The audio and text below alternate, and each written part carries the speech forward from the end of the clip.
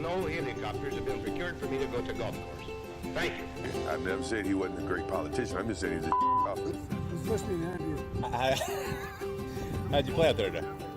Well, I found the conditions challenging. Mostly because there's no grass on the golf course, but there never has been. I'm thinking about swag bag, and I had high hopes for the swag bag. Trash. When you got 3 crevices on the green, your course is trashy. What is happening, folks? Welcome back. Beltway Golfer Podcast, episode 46. Alex Dixon here. This upcoming weekend is Memorial Day weekend, and there's always lots of different ways and opportunities to honor our servicemen and women of the armed forces who have made such a tremendous sacrifice in defending our country. This episode is about a specific program, an initiative that has been started by the PGA of America through their PGA HOPE program.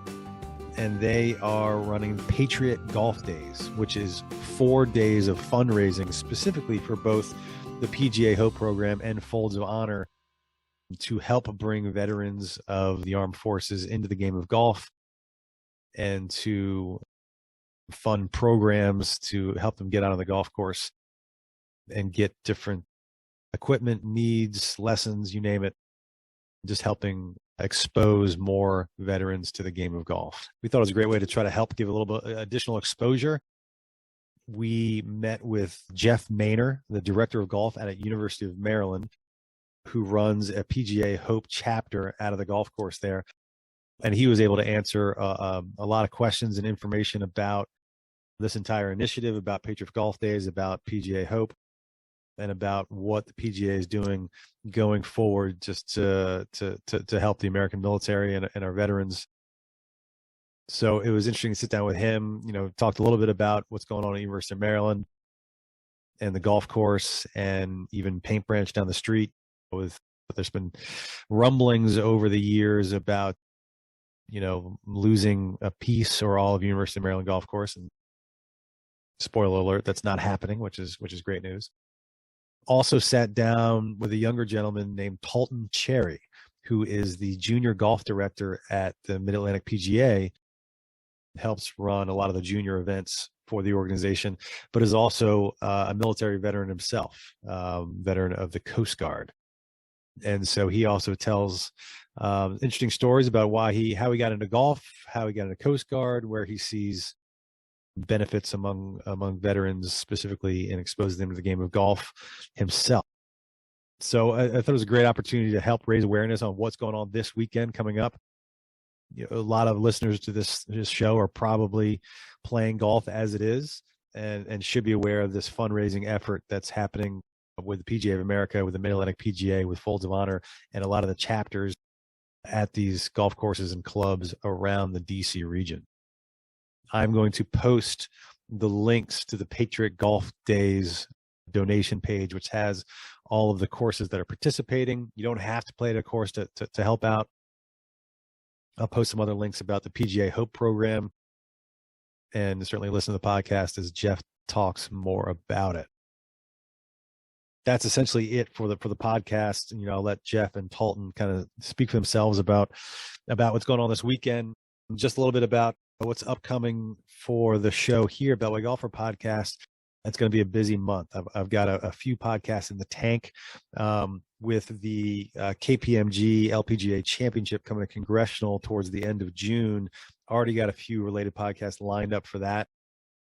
So I think there's going to be some good pods coming out, and they're going to be coming out quick and at a faster pace than I'm used to. So certainly stay tuned and hit that subscribe button to make sure they auto download or whatever they do. I'm not even 100% sure, but that's it. It's going to be an exciting month for DC area golf. A couple sponsors of this podcast to talk about before we get to the conversations. First, Four Craft Cocktails, pre-mixed transfusion in a can, premium vodka, ginger ale, grape juice, lime juice, not a mixer. It's ready to go, ready for the course. Pop the top and drink it. It's fantastic. Go to fourcraftcocktails.com. They've got a location finder. total wine and beverage there, like certainly in all of them in Northern Virginia, maybe the entire state, not 100% sure.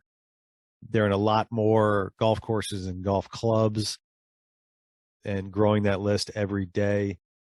But I've been to a few recently that don't have them yet. I'm not sure what they're doing. If you're listening to this and you work at a golf course, find out how you can get 4 craft cocktails on your beverage carts in your bar, in your restaurant. Go to 4craftcocktails.com, send them a message. I think they are delicious and fantastic. It's a small business. It's a local business based in Richmond, Virginia. I am supporting them as they support this podcast. It's a great drink. Also sponsoring the Beltway Golfer podcast this week is a golf course many folks listening to this probably think they know very well. Reston National Golf Course. Reston National, if you don't know, is under new ownership and new management within the last couple years. And if you haven't been out there recently, they've been putting a lot of work and resources into updating the grounds there. The clubhouse has been totally renovated. Doesn't even look the same. They're getting ready to open up a new bar and restaurant. It's really night and day from what it looked like before. The pro shop looks totally different. They just added a whole bunch of flat screens and upgraded the patio. If you're walking up to the clubhouse to the left, it looks fantastic. And recently they've started to put a lot of work into the course. They've updated the driving range, all the bunkering, getting it, in as good as shape as that can possibly be. So if you were like myself and hadn't been out to Reston Nashville in the last couple of years, go back out, check it out. It's in great shape. They're putting a lot of effort and resources into it. It hasn't moved. It's still incredibly convenient. One of the most convenient 18-hole public golf courses in Washington, D.C., right there off the toll road. Go check it out again. Reston National Golf Course. And here is the podcast with Jeff Maynor, Director of Golf at University of Maryland, as well as Talton Cherry, a Mid-Atlantic PGA Junior Golf Director, all about Patriot Golf Days and PGA HOPE. Enjoy. Folks, adding this bit of commentary after recording my initial intro in light of the awful events that took place yesterday at Robb Elementary in Uvalde, Texas. Listen, I have no interest in making this podcast political necessarily. However, I do need to acknowledge how senseless, tragic, and terrifying these mass shootings are and have been for a long time. I dropped my 6-year-old off at his elementary school this morning, and it was tough. Just kind of thinking about how easily it could happen at his school and anywhere else, and thinking about those families and those kids. These acts are preventable, and I'm making it clear to any listener to this podcast, whoever's tuning in. I hope we get an opportunity to meet. Hope we get an opportunity to tee it up, play some golf, have a beer. But I want to make it clear where I stand on this matter. Gun violence in this country has been out of control for far too long, and making it more difficult for potential killers to have access to firearms through more comprehensive background checks and closing gun purchasing loopholes is the only way this is going to slow down and hopefully come to an end, in my opinion. Enjoy the podcast. Enjoy this episode. All right, we're out here at the University of Maryland Golf Course in College Park, Maryland, with Jeff Maynor. Jeff, let's start off. What's your title? Director of Golf. Director of Golf. And how many years have you been here at the University of Maryland Golf Course? So a long time. I started on June 6, 1997. So getting to my 26th year. Oh wow! Okay. Very cool. And did you start as director of golf, or have you? I did. I started. I came up here. I came from the University of Georgia up here for this position. Very cool. Excellent. Yeah. We're out here on a little bit of we had a storm last night, but a lot of rain. It's a little quiet out here this morning, but the course is beautiful. Yeah, it's in great shape. Last time I was up here was maybe a month or two ago, but course played great and enjoyed it very much. But the main purpose of this podcast and what we're doing out here is we're recording this on the Tuesday before Memorial Day weekend, and you do a lot of work with the Mid-Atlantic PGA and the PGA in general. And so why don't we start off by telling us about the event that's going on with the Mid-Atlantic PGA, with PGA HOPE, with not just the University of Maryland, but a lot of golf courses around the Mid-Atlantic. Yeah, so this weekend, in conjunction with Memorial Day, over the 4-day weekend, Friday, Saturday, Sunday, Monday, we're doing a program to try to raise money for some of the programs that we do as a PGA and another group, Bowls of Freedom. It's Patriot Golf Days is what we're calling it, and we're just asking people to donate to programs that help provide golf opportunities for veterans. PGA HOPE is the PGA part of our foundation. That HOPE stands for Helping Our Patriots Everywhere, and we want to provide golf opportunities to play golf and opportunities to learn how to play golf to veterans that haven't done it before. As a way to try to develop a community. Sure. Being outside playing golf, such a good thing for you, both mind, your body, physically.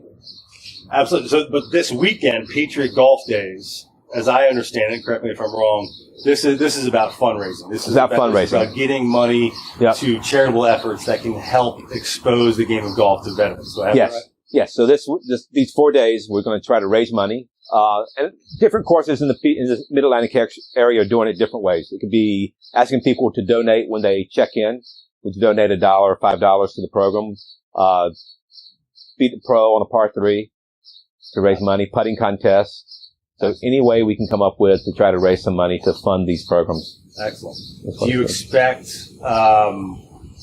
veterans? Are there any are veterans themselves going to be coming out this weekend, or is this really more about the general population of golfers who are going to, probably going to be playing golf anyway? It's more about the general population. Got it. Okay. Yeah. So it's more just the everyday golfer that comes out and plays Saturday, Sunday, asking them to donate. Got it. And this is not something that's only happening at University of Maryland Golf. No, it's all over the nation. So it's a national program, and the Mid-Atlantic section, which is part of what Maryland is. It's actually Mid-Atlantic is mainly Virginia, Maryland, and a little bit of West Virginia. Got it. So it's all over our section. And just for basics, if I'm a golfer, I'm listening to this, and I'm getting ready to book a tee time for this weekend. It's not every golf course. So how does a golfer figure out where they might want to play this weekend? So if you go to the Mid-Atlantic website, MAPGA.com, you can pull up Patriot Golf Days from that website and see which courses are participating. There's a map of the whole Mid-Atlantic region that shows you every course that's participating. And you had mentioned that, at least for University of Maryland, and I wasn't sure if this was because of the tie-in with the university or this is happening at every golf course. This is a true fundraiser. So you're asking people that are here to make a donation to help these. Yep. So if you walked up and checked in, we would explain. We're going to have signs up. Is that the case at every golf course, or some courses every course can do it differently? Okay. So at a private course, they probably will not ask the members as they check in to donate. Right. They may send out an email or something. But we are going to, as you walk up, we're going to have information available and say, it's Patriot Day, and ask you, would you like to contribute $1, $2, $5 to the program? Yeah. Is this the first year? Is relatively new, or has it been doing this for a while? It is. Okay. Yes. And so, do you know much about? I mean, I'm familiar with Folds of Honor. I don't know a ton about them, but they've been doing and helping out veterans in a lot of different ways, but also through golf for a long time. Do you know how the PGA and Folds of Honor, how long they've been going back with each other? We're intertwined anyway, just because of golf. Folds of Honor uses golf for a lot of different fundraisers that they do. So they've been involved with golf for a long time. The PGA HOPE portion is relatively new portion. Now, PGA HOPE, can you tell us a little bit about that? I mean, that's essentially a charitable arm or wing of PGA. Of the PGA. So PGA has a charitable foundation called PGA Reach. And PGA Reach, we have 3 main areas that we focus on. Junior golf, which is through Junior League. Junior Tour, which is more of a players. And then veterans. Got it. Okay. And so the veterans part of it is PGA HOPE. And again, the HOPE is helping our patriots everywhere. And we have 14 chapters in the Mid-Atlantic that offer free golf lessons to veterans. So all the veteran has to do is sign up and show up, and the lessons are taught by PGA professionals who have been trained in adaptive golf. Yeah. So you have to go, as a PGA professional, you have to go through training before you're allowed to have a chapter. Yeah. And the training helps you understand how to, if they have balance issues, or they may be missing a limb, or a different number of things, not only how to do that part, but some of the language and terms you should use and you should stay away from, which is pretty important as you talk to some of the vets. Sure, absolutely. So that's where a lot of these funds will actually go. That was going to be my next question is, I'm a golfer that comes out and I donate, where is this money actually headed? So how will it impact that? Yeah, so the great thing is everything that's raised in the Mid-Atlantic stays in the Mid-Atlantic. Okay. So it's not going to a national program. It's staying here. And it's going to be split 50-50 between Folds of Honor and PGA HOPE. The Folds of Honor, if you don't know about it, it provides scholarships to fallen veterans or disabled veterans, the families of fallen or disabled veterans. Yeah. And then the PGA HOPE part's teaching those veterans how to use golf to create another community. So everything raised is staying in the section, split 50-50, and the money for PGA HOPE goes to fund the instruction. Excellent. There are a lot of organizations, that are tied to helping veterans and military and servicemen and women, exposing them to golf. University of Maryland Golf Course, I would imagine over the years, have you hosted some events for veterans over the years? We have a very strong veterans organization on campus. Yeah. Terp Vets is a very active program on campus, and we've hosted them. I do clinics for them every year. We have golf clubs that they've been able to purchase, so we have rental clubs. Anytime they want to come out and play, they have clubs to play with. Is that essentially just alumnus of University of Maryland? No, it's current students. So if you're a vet and you're back in school. Got it. Is that a pretty large population? Yeah, it is. Yeah. Actually, and we have the University of Maryland has a very large population because of our location. Sure. Interesting. And I would imagine that the veterans coming back to school really vary in age. You think college kids, you think in late teens, early 20s. I think the ones I've talked to, that's the hardest adjustment because they're coming back at 24, 25. They may have families. Yeah. It's not the typical college student you think of. Yeah. So what we do is try to provide programs, that they can do, and they're not going to be downtown every night. Yeah. Interesting. Do you know much about? Just again, as I'm kind of learning this whole landscape myself, and Folds of Honor have been around, but you pop in Google and look for charitable organizations that are golf, right, golf nonprofits that are helping veterans, and I imagine it's kind of the more the merrier kind of thing. As long as everybody is doing the right thing and helping veterans, and that's the end goal. But when there are so many, because there are a lot, does that make things complicated? Well, I'm not going to say it makes it complicated, but gives them more options, gives the veterans more options and more ways to choose from. And a lot of the programs are focusing on different things. I will say that PGA HOPE is the only one that has a MOU with the Veterans Administration, which is kind of special for the PGA to have the support. So if a therapist is working with a veteran, they can recommend the PGA HOPE program because we're the only one who has that agreement. And just for folks that are maybe listening this in the morning and haven't had all their morning coffee like I have in MOU. Memorandum of Understanding. Got it. Perfect. I struggle with acronyms sometimes. PGA, Professional Golf Association. That's right. I was in the corporate world too long, and all of a sudden acronyms all just kind of blend together. So Friday through Monday, 4 days. How are the tee sheets looking so far? Yeah, it's getting packed. Yeah, we're Fridays. Got some open tee time. Saturday, Sunday, it's pretty full. Okay. Do you have any idea approximately like how many courses are like around at least this area? Maybe not a specific number, but is it the vast majority of courses? I don't know. It's not the vast majority, but I was looking on the map a couple of days ago. Like all the Montgomery County courses are participating. Okay. So there's probably 20, 25 courses in the DC area. That's a lot. Okay, very cool. Well, if you're not playing at one of the courses, you can still go online and donate. Okay. So you don't have to play golf this weekend. You can go online and make a donation. Perfect. And that's Patriot Golf Days. .com, I have that right? MAPGA.com. MAPGA.com. And then Patriot Golf Days, yeah. Perfect. Well, that sounds fantastic. PGA HOPE, did I see, and I'm curious if you know much about this, as I was kind of doing my research leading up to this conversation, they do a lot of other events. Like they just had I don't know if the Mid-Atlantic section was a part of it, but a lot of PGA sections through the PGA HOPE, there was like some kind of big national like Secretaries Cup. Yeah. What was that about? Do you know much about that? So they brought in 12 teams from 12 different chapters around the nation. Okay. And had a competition before the PGA Championship last week. Oh, wow.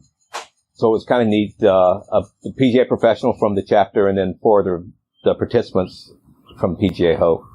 Excellent. Was there any tie into the PGA Championship other than the fact that these just it was just because it was the same week and it was PGA Championship. Got it. So is the idea? So PGA HOPE still relatively new. Do you have any inclination on the future of PGA HOPE? Or is the idea that they're going to start doing more events, fundraising, different things, kind of around the year? I think so. It's going to be the first one in this area was started at Congressional. And so they do a couple every year. This is the first year that I've hosted one here. But our plan is we hope to have 14 chapters in this section by the end of the year. And the chapter is just a different location. There's a couple down in Norfolk and, the Tidewater area. A couple in Baltimore. Okay. While I got you, we're sitting out here at University of Maryland. I've as I've said on this podcast many times, I'm obviously a local, hosting the local golf podcast. I think the first time I played this course was my very first high school golf competition. Right. And my quick anecdote was I remember teeing off on one. So I went to Walter Johnson High School in Montgomery County, and it was like our first golf event of the season. I'm a freshman, and I had never owned proper golf shoes.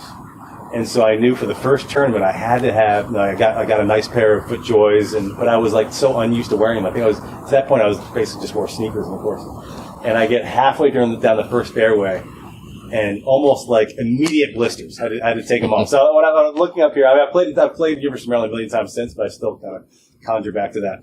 But more importantly, over the years, University of Maryland, there's been a lot of rumors that the course was going to get chopped in half, maybe lost altogether. There was a track and field facility that was talked about for a long time that maybe lose some of the course to. I'm curious if you can talk about it a little bit, but I know I followed a bit that kind of project maybe had moved to Paint Branch down the street, and they were going to lose a portion of their property for that. But it sounds like in December that was voted down. Is that right? So I don't think it's been announced yet where the track's going to go, but it's not going to be here. So we're going to be around for a while. Excellent. We've got 150 acres. It's always going to be out there.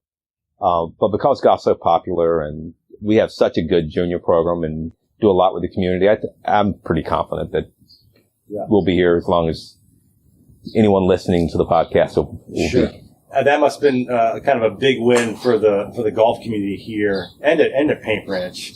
That it seemed like for a very long time it was going to go at one of the two golf courses, right? And now it sounds like neither. They've identified some land that's not one of either of these two places. Well, that's exciting. Yeah, and Paint Branch it has a purpose. Sure. We do so many beginning clinics. Paint Branch is a great place to go play 9 holes or to learn how to play and to get your first few rounds in. So it's a good golf course for a large segment of golfers. What about just tee sheets in general and the business of University of Maryland golf course?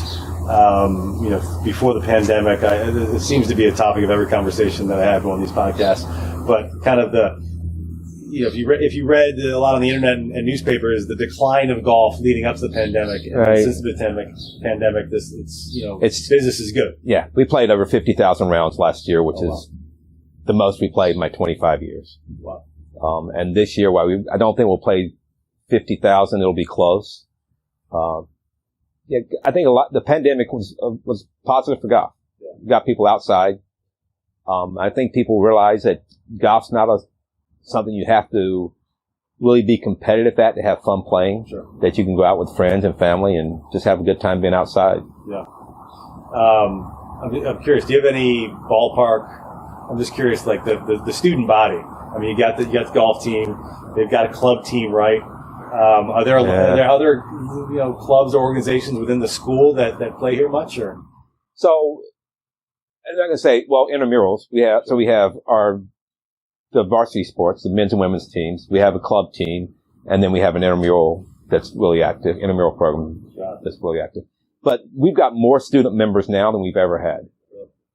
We've probably quadrupled number of student members in the last 2 years. So there's a membership that students can pay. Yeah, if you're a member. I would imagine it's something that's going to make me jealous. It's depending on what you want, just a weekday or 7 days, between $250 and $300 a semester. Wow, and they don't pay any green fees on top of that? That's it. So it's good. Yeah, going back to school might be worth it. Right.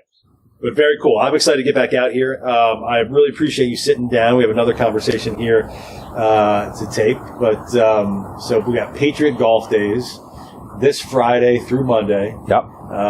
Come on out, book your tee time. Tee sheets are filling up fast, and help out veterans and expose this great game to servicemen and women everywhere. Yeah, and even if you don't get to play, like I said, just go online and donate. Yeah. It's a great program. I can't tell you how exciting running my first program this year has been to get the veterans out here and to see them interact with each other and their friendly little competition between the different branches and the looks on their faces when they first start hitting the ball well, and it's exciting. Yeah. Very cool. All right. Well, thank you, Jeff. I appreciate it very much. Pleasure to officially meet you. I know we spoke a couple times on the phone, but hope it's a successful weekend. Raise a lot of money. Thank you. Excellent. Look forward to it. All right. Well, part 2 of this interview, we've got Talton Cherry. How are you, sir? Good. How are you? Doing well. So a couple of reasons that we're speaking with you.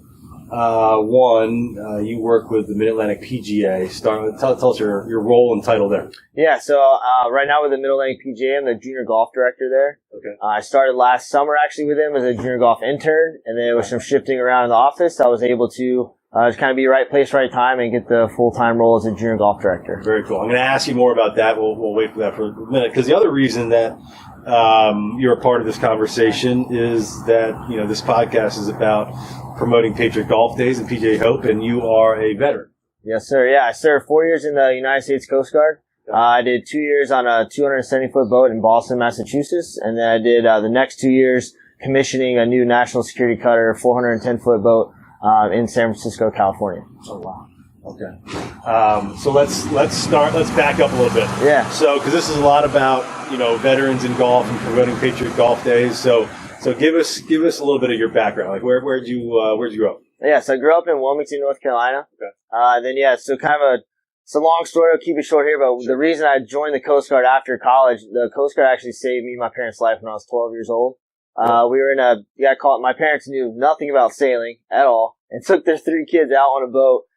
We got lost in a bad low pressure system in the Pamlico Sound, making a trip out. Where's the Pamlico Sound?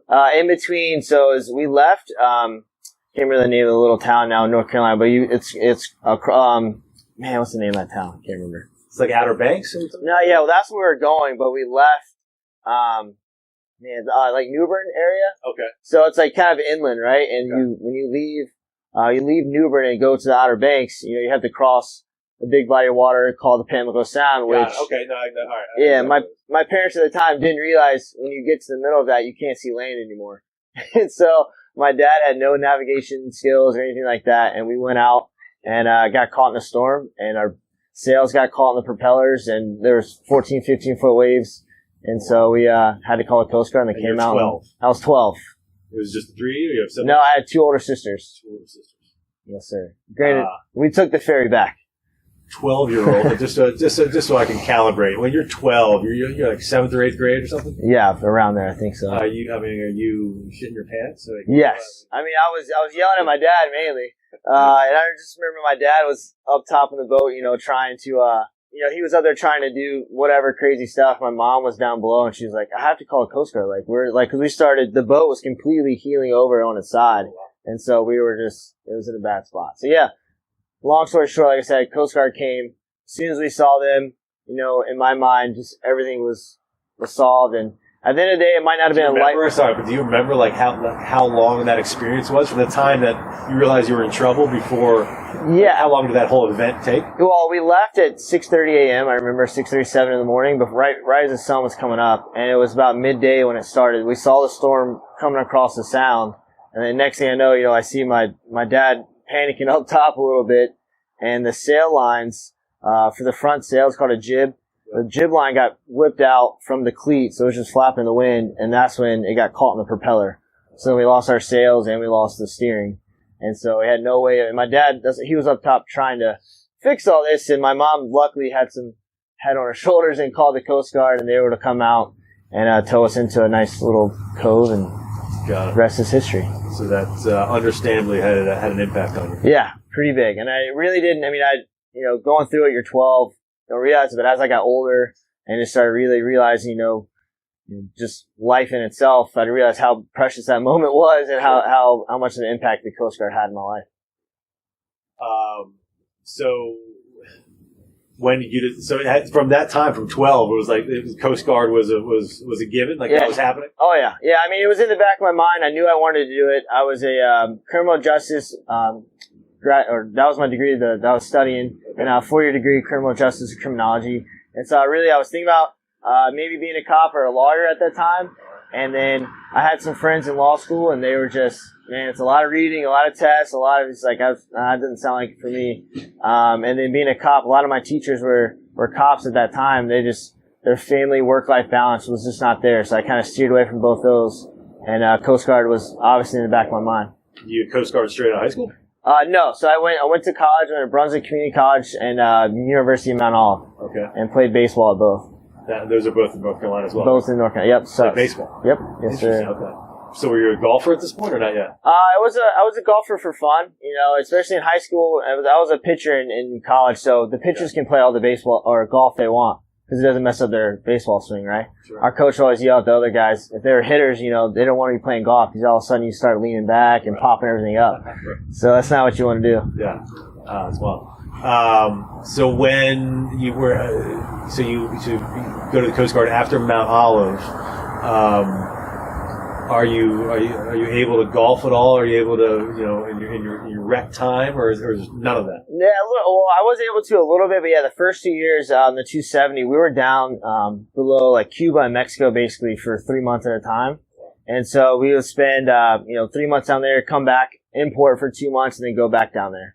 And so it was a kind of a little hit or miss. And being in Boston, I didn't have a car at the time. We were living on barracks right in the north end of Boston, so I didn't really have too much access to golf courses. But then when I moved to California, I was really able to start picking it back up and playing again, and really started just having that camaraderie with some friends out there. And that's what it's, at the end of the day, that's what we're all looking for. Yeah, absolutely.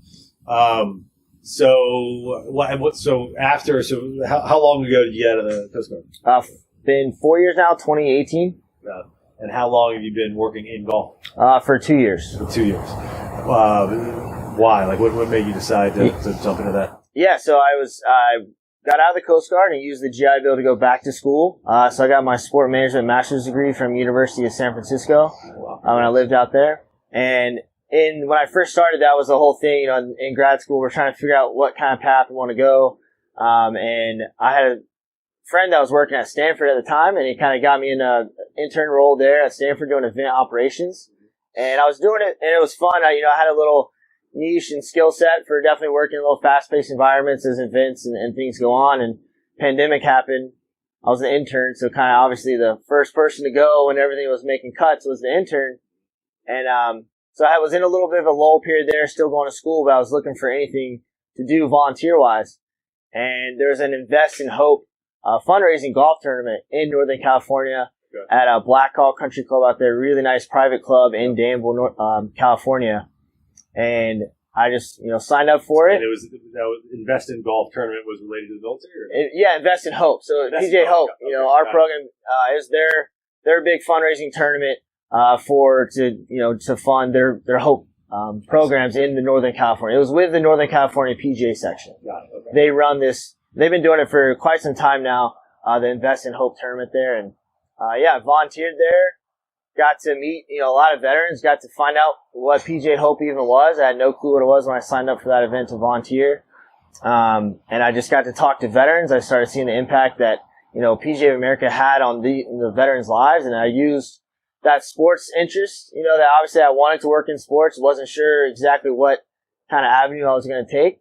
But then I kind of all of a sudden had this big realization moment kind of at that event, I can use golf, which was the most fun sport for me to play. Not the best at it, but it was the most fun to play. And, you know, that veteran connection that I just got through the military, and they saved my life. So I just kind of had this always back in my mind, you know, want to give back to the military and help those guys out. Used golf and that together and started looking into jobs with the PGA of America. Love it. And so they just had an opening here in the Mid-Atlantic? Yeah, so it was our PGA, one of the three pillars, you know, is fellowship, the Works Fellowship. So the 41 sections, they all have a PGA Works Fellow, that is just about, you know, getting more diversity into sports and into the sport jobs. And so I applied for a PGA Works Fellowship actually with the Mid-Atlantic section because my wife is still active duty Coast Guard, and she got stationed in Glen Burnie, Maryland. And so I was in that still transition period, you know, where I was looking for a job and was looking for a job in this area. Happened to see the Works Fellowship pop up, and I used the connection that I made in Northern California because he was a Works Fellow to apply to this one. Funny story about that is did not get the Works Fellowship, but apparently I did pretty good in the interview. And so they offered me the internship that, you know, wasn't even really advertised. So. Oh, that's cool. So you were an intern last year, and now you are the head of junior. Yes, sir. Yeah, junior golf. And so I run. There's two different kind of junior. So there's a junior league and drive, trip, and putt, which is obviously for juniors as well. Yep. But then we have a junior tour, which we have some beginner levels and divisions in the junior tour. But really, you know, our main membership is our championship divisions, which is, you know, competitive golf. We run around 60 tournaments throughout the summer. Last year we had 750 junior tour members.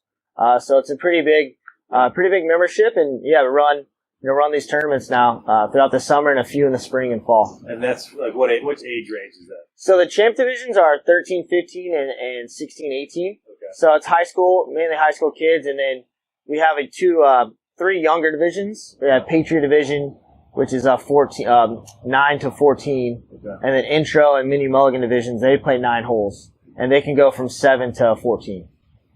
Thinking about my kid, I got one more year. Yeah, there you go. Yeah, I know. Yeah, so there's no like strict age requirements. So if he's 6 and they want to come out, you know, we can get him on that mini mulligan. He's only played 5 holes of golf so far, but we're getting there. There you go. So is part of, I mean, that's great that you got the internship, you already got a full-time role, you got a lot of responsibility running all these tournaments and all this junior stuff.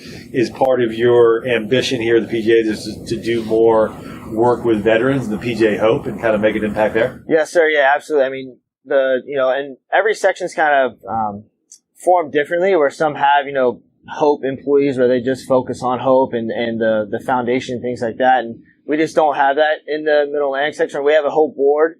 And so really, you know, I wish I could have applied for a PGA HOPE, you know, foundation, you know, coordinator or something like that. That would be great. But I'm kind of wanting to use the junior golf director role to allow me to work more with PGA HOPE. Yeah. And luckily, you know, everyone at the section, Claire James, she was kind of leading HOPE going into it, and she still is. And now I'm just kind of jumping on board with her, and we're kind of co-leading this to try to grow the program as much as we can. I love it.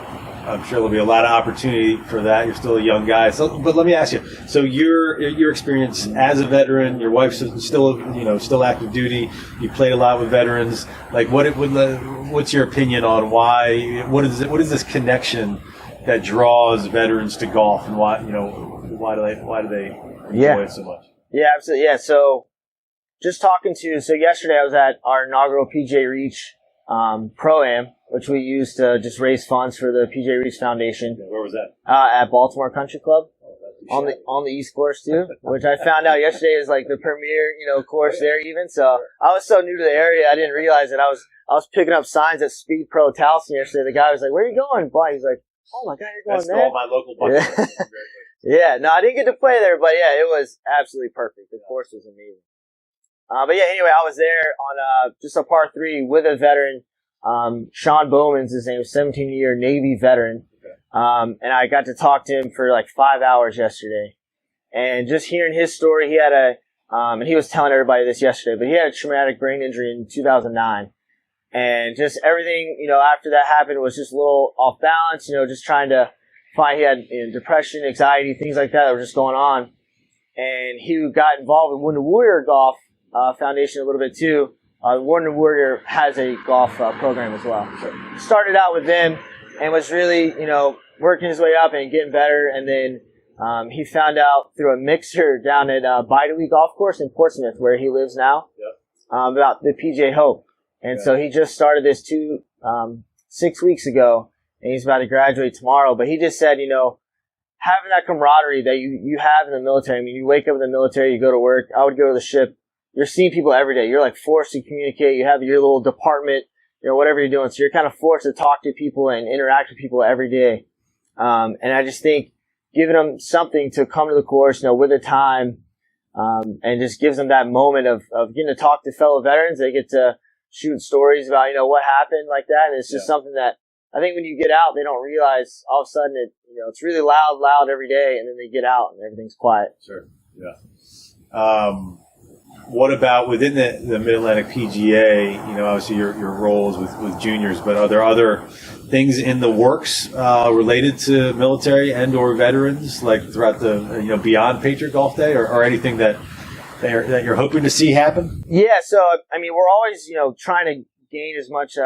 Just trying to add more chapters. Really, is our overall goal, and that kind of my role right now is just to the PGA HOPE. To the PGA HOPE, yeah. So like we're trying to add more. So there's only X number of chapters, PGA chapters that are engaged with PGA HOPE. Not all of them yet. No, sir. Yeah. So every section has some. But I'm talking more specifically, like in our section, we have 14 HOPE chapters in the section, like 14 courses that participate in that. I got you. And so my role now has been being the veteran outreach. Kind of that's what I'm doing with our section now. I have veterans reaching out to me through our website, asking for, I'm in the Winchester area, for example. I had 2 veterans call me from up there and just looking for something nearby.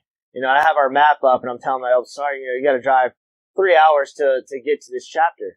And so our overall goal and what I really want to see and we're going to push for, is to just gain more exposure, talking to people like you now and letting people know about it, and then using our PGA professionals as well, because we need them to participate to be able to have the chapters. Like people like Jeff have just been great and amazing proponents to kind of push this on and gain more chapters locations. I get it. So within Mid-Atlantic, there's only 14 courses referred to as chapters that have a PGA HOPE program that offer these kind of benefits and programs and classes and what have you to veterans. So ideally, every course would have one, would they not? Or is that that would be awesome. Yeah, that's what I looked up before. We have 31,200 veterans in this area, in the DMV area, and I mean we have pulled up a heat map that people from Hope National pulled up a heat map for us, and we saw how many veterans we have specifically in the DC area. Norfolk is a big veteran atmosphere as well, and so we're in a, like they say in the military, target-rich environment here, and we also the veterans. They have a lot of stuff, a lot of programs to help them out, but they don't always, this is something that Sean brought up the other day, they don't always have the right messaging. They don't know about all these things. Sure. And so trying to get the information out to them by using things like podcasts, news stories that they've had 2 big news stories come out last week on it, and have them talk about the PGA Championship and commercials and stuff the other day was awesome. Yeah. And so that's just our main goal. Love it. Fantastic.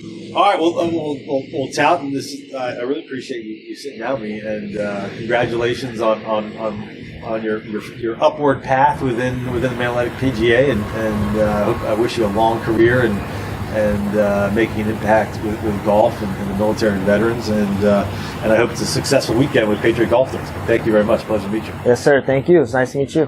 All right, Tom. I don't have a good golf game, but I don't really care. I'm a regular dude living in DC, and I want to know about DC-centric golf stuff. If you can tell me something that I don't already know, then that is great for me.